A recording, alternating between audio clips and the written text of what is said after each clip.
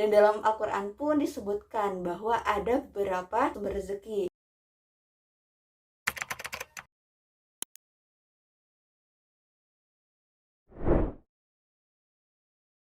Assalamualaikum warahmatullahi wabarakatuh. Sebelumnya, di pekan-pekan lalu, teman-teman tentu telah belajar tentang laporan keuangan. Dengan demikian pula, teman-teman tahu betapa pentingnya laporan keuangan terutama untuk bisnis. Saat kita tidak memiliki laporan keuangan, kita mungkin merasa bahwa apa yang kita jual itu menguntungkan. Tapi jika kita runtutkan lagi gitu ya, setelah memiliki ilmunya, ternyata selama ini kita berjualan, kita malah rugi, gak dapat profit. Laporan keuangan pun merupakan salah satu ikhtiar kita memanajemen keuangan kita. Ada yang menyebutkan, suatu yang paling penting dalam manajemen keuangan adalah kita punya uangnya. Ya, itu tidak salah ya teman-teman, karena saat kita punya uangnya, otomatis kita bisa mengelolanya. Namun, saat kita hanya punya ilmunya, tidak punya uangnya, yaitu hanya sekedar ilmu ataupun hanya sekedar teori. Bukan berarti teori atau ilmu itu tidak penting ya teman-teman, karena saat kita memiliki ilmunya dan menuntut ilmunya, itu merupakan salah satu bentuk ikhtiar kita memantaskan diri. Saat kita tahu ya cara mengelola keuangan, otomatis Allah pun melihat kapasitas diri kita. Oh, dia sudah cocok untuk Allah berikan rezeki, untuk Allah berikan uang gitu ya, untuk dia kelola. Dengan kata-kata yang tadi ya, yang paling penting adalah kita punya uangnya. Nah, disinilah yang ingin saya bahas, yakni cara mendapatkan uang. Cara mendapatkan uang itu memang banyak ya, apalagi di zaman sekarang. Serba mudah. Nah, salah satu cara mendapatkan uang yakni dengan berikhtiar, berbisnis, berjualan. Menurut survei Asia Pacific Entrepreneurship tahun 2021, bahwa ternyata anak-anak muda di Indonesia itu 72%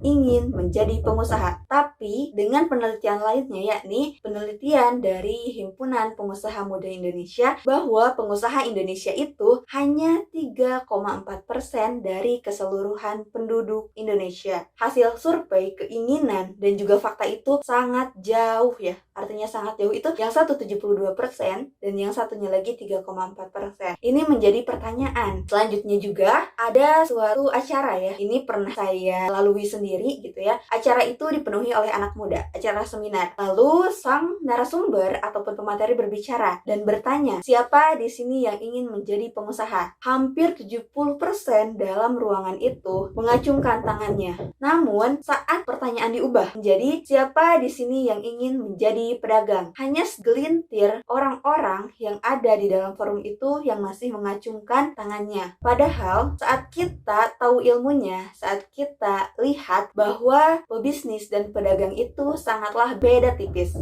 Ada yang mengatakan juga bahwa berbisnis itu pasti berdagang. Seperti itu teman-teman. Hal inilah yang ingin saya sampaikan, di mana mindset anak muda kali ini gitu ya, terutamanya adalah berpikir bahwa bisnis keren, tapi berdagang itu memalukan. Dan juga saat saya mengikuti seminar-seminar ya, tantangan yang besar gitu ya bagi para pemuda yang berbisnis adalah mental block, yakni gengsi. Karena memang bisnis itu kan harus jualan. Sedangkan kebanyakan orang-orang ataupun anak muda sekarang saat diarahkan untuk berjualan itu merasa malu seperti itu. Lalu apa sih yang membedakan antara bisnis dan jualan? Saat kita berdagang gitu ya, kita tuh hanya memikirkan keuntungan saat itu saja tanpa jangka panjang. Misal ya, teman-teman menjual snack, harga jualnya itu 5.000, sedangkan harga belinya teman-teman 3.000. Otomatis teman-teman hanya berpikir saya dapat 2.000 per pieces. Jadi kalau saya ingin uang misalkan 60.000, 60 dibagi 2.000 berarti 30 ya. Berarti saya harus menjual 30 pieces seperti itu. Sedangkan berbisnis adalah hal yang lebih luas, lebih besar dan lebih panjang. Dimana saat kita memutuskan untuk berjualan A, kita berpikir ini kira-kira sustain atau dapat bertahan berapa lama? Modal yang dapat kembali itu berapa lama? Dengan keuntungan per harinya berapa? Teman-teman itu nggak hanya diri sendiri yang dipikirkan gitu ya. Nggak hanya kita berjualan, laku, selesai. Tidak. Mengapa sih saya menceritakan hal ini? Hal ini menjadi mindset penting ya saat teman-teman ingin memulai bisnis. Coba kikis terlebih dahulu sedikit-sedikit rasa gengsi atau rasa ego itu. Itu merupakan salah satu mental block ataupun tembok besar yang harus kita runtuhkan. Begitu juga mengenai tadi ya, bagaimana cara kita mendapatkan uang. Walaupun kita tahu ya bahwa rezeki itu konsepnya gitu ya, Allah akan memberikan rezeki setiap hambanya. Bahkan binatang yang sama kita tuh tidak terlihat gitu ya, binatang yang sangat kecil itu pasti Allah beri rezeki rezekinya. Namun sifat rezeki itu bergerak. Jadi saat teman-teman ingin mempunyai ataupun Allah berikan rezeki yang lebih, tentu kita pun harus bergerak, tidak diam saja. Dan dalam Al-Quran pun disebutkan bahwa ada beberapa sumber rezeki. Yang pertama itu rezeki yang memang sudah terjamin ya, yakni dalam surah Hud, yakni yang tadi saya jelaskan juga. Lalu juga ada rezeki karena menikah, rezeki karena anak, rezeki karena bersyukur, rezeki karena beristighfar, dan juga rezeki karena berusaha. Nah, berusaha di sini kan kita sangat luas ya. Salah satunya bisa dengan berbisnis, bisa yakni berdagang, bisa juga teman-teman dengan bekerja, dan lain-lainnya. Selanjutnya, apa yang kita bisa lakukan untuk meruntuhkan tembok besar berupa gengsi itu? Berawal dari dua hal ya menurut saya, mindset yang positif dan juga sebuah keyakinan. Pertama, mindset ya. Menurut penelitian Sources of Light, di mana ternyata mindset itu bisa memaksimalkan potensi diri, dan mindset juga bisa menjadikan dan mempengaruhi proses kita dalam problem solving ataupun proses kita dalam menyelesaikan masalah-masalah. Tentunya dengan mindset yang positif, teman-teman pun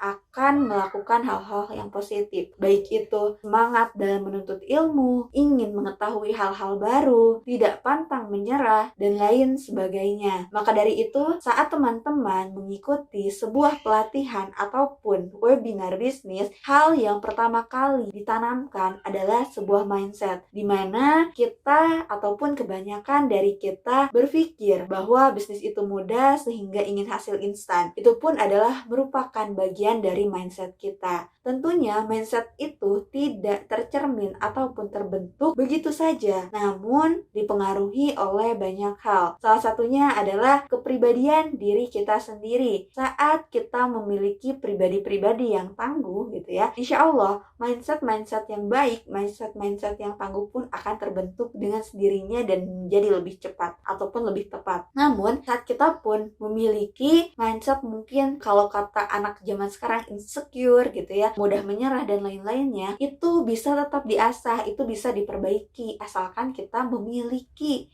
keinginan dan motivasi tinggi. Walaupun tidak mudah, tapi tidak ada yang tidak mungkin. Selanjutnya, selain dari kepribadian kita, mindset juga dipengaruhi oleh anggota keluarga. Kalau kita berpikir ataupun sering mendengar tentang inner child, yakni luka pengasuhan, ternyata itu akan membentuk kepribadian juga dan berpengaruh terhadap pola pikir kita atau mindset kita. Maka keluarga yang biasanya gitu ya penuh dengan kasih sayang akan membentuk mindset ataupun kepribadian anak yang lebih tangguh dibandingkan keluarga yang bisa dibilang broken home. Kayak gitu teman-teman. Selanjutnya juga mindset dipengaruhi oleh lingkungan sekitar. Kita sering mendengar saat ada penjual minyak wangi, kita mengikutinya, maka kita akan terciprat kebagian wanginya. Begitu juga saat kita bersama-sama gitu ya dengan orang yang selalu membuat pisau gitu ya ataupun pandai besi, maka kita pun akan tercium bau seperti itu. Begitulah lingkungan begitu kuat mempengaruhi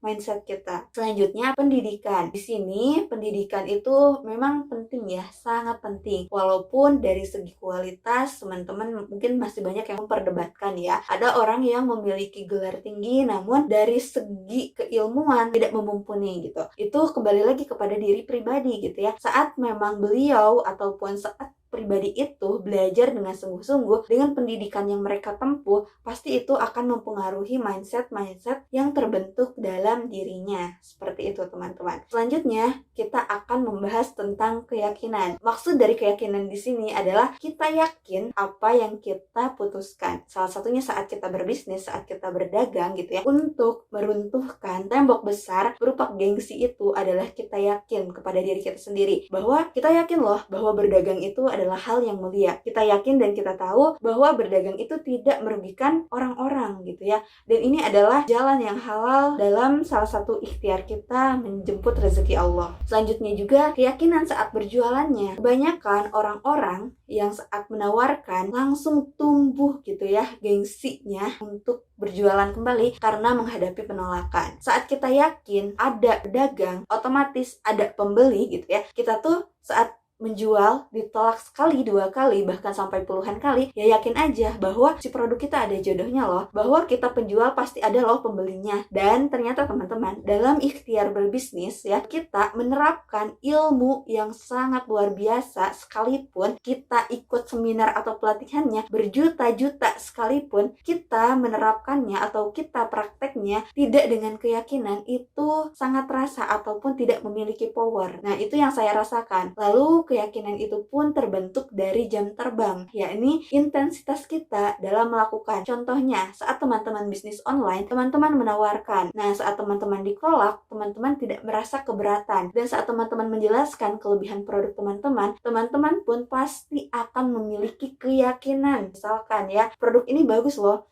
Nah, keyakinan ini akan mentransfer dengan power yang besar kepada calon customer kita. Itulah pentingnya keyakinan. Nah, jadi 2 hal itu yang ingin saya sampaikan. Semoga bermanfaat dan mudah-mudahan kita bisa terus mengupgrade dan memperbaiki mindset kita, terutama dalam biar berbisnis, dan juga kita terus tetapkan pertinggi keyakinan kita bahwa kita bisa sukses di bisnis, bahwa kita berbisnis itu baik loh, bahwa kita itu berbisnis itu mulia loh. Gak ada yang perlu dimalukan gitu, gak ada yang perlu disembunyikan. Kita ikhtiar dalam berbisnis.